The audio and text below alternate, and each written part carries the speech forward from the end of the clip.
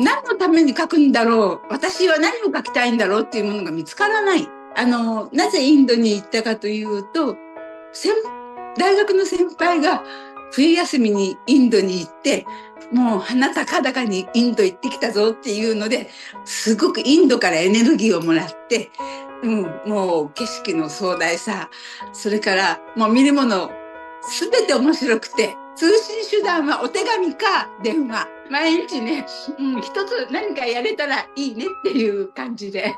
手廊下を踊ってる時に煙が漂ってみたいな表現をする時に、本当に先生の指先からね、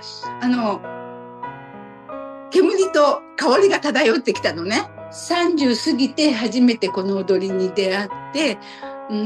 で、それから一度も嫌いになったことはない。一度もやめたいと思ったことはない。何がそんなにインドに先生にとってその魅力